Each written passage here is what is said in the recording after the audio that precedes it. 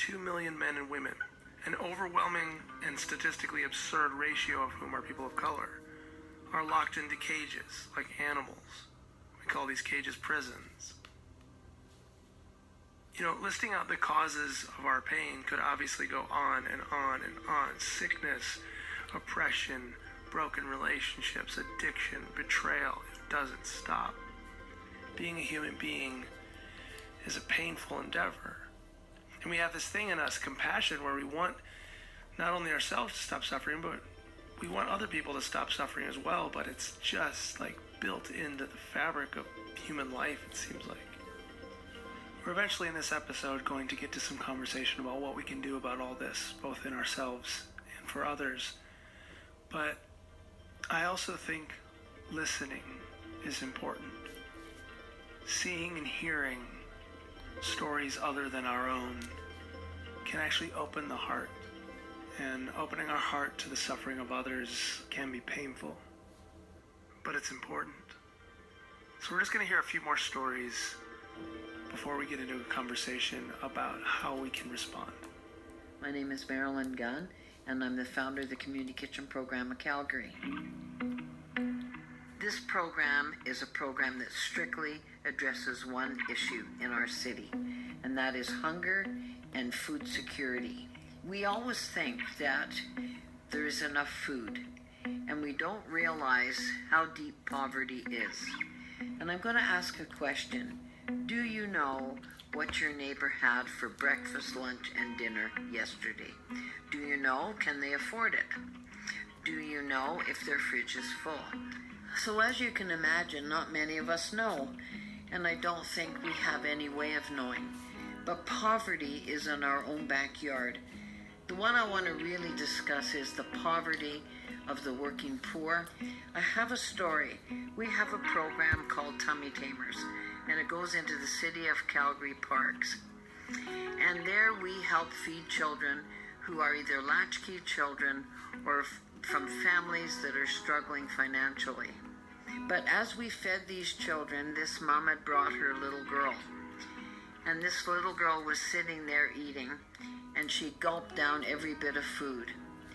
And then we watched the mom, and we were shocked to see, after the children left their plates down on the ground and went back to play in the park, this mom went and took the scraps off the plates and started eating. And then the balance, she took out a container to take them home. This is poverty. I can tell you many stories. We were in a school, and this is through our youth program. There was a young boy. They were teaching them how to make a healthy sandwich, and we brought all the food for him to do it.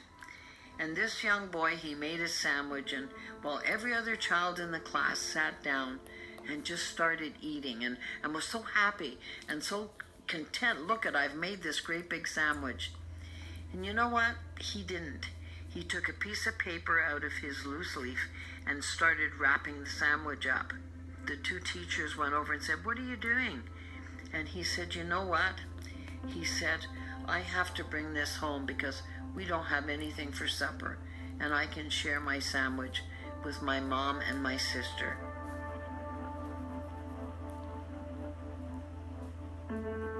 I'm going to ask you, should a 9-year-old have to carry that burden?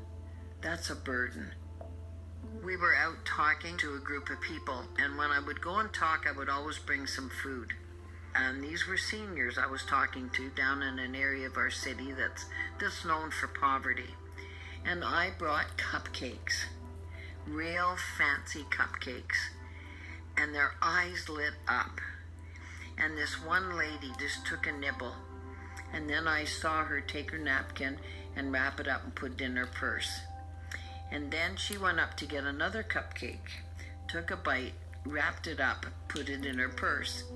Well, I watched her do this 3 times. Then finally I went over to her and I said, "Hi, are you enjoying yourself?" "Oh, yes," she said. And then I said, "Would you like to take some cupcakes home?" And then she whispered to me, she said, "Do you have anything more than just a cupcake you wouldn't have some cheese or some bread or some meat? Anything. Do you have anything else? She said, I can go to the corner store. And she said, when the manager's not looking, I can get a chocolate bar and I can get some gum, but I can never get any real food. Can you help me? That's just another story. There is so many of them. So as you can see, this is happening probably in your city, in my backyard, and in yours. This is just a growing concern, and it's growing faster than we can even believe. Are you sure your family, there isn't someone in there that is just living paycheck to paycheck and not meeting it? They're not going to come up and tell you, because hunger is something that people find it almost makes them disgraceful because they can't even provide the basics of life. We have to change this. I'm going to urge you, please get up and make a difference. Be compassionate and love one another as we're called to do. My mother came to this country in the back of a pickup truck. This is Leslie Garcia. Crossing the border is house slippers, cactus-ridden, pricked by blistered feet and memories of grandmothers using chanclas as police clubs. The only Moses leading this exodus was a coyote dressed as Tar. Wetbacks cross rivers to get to their promised land. My people swim because the Red Seas aren't divided for them. They walk under the moonlight, play hide-and-go-seek with Border Patrol checkpoints, get on their bellies as helicopter lights try to tag them, pray to La Virgen Maria as bullets are shot into their camouflage bushes.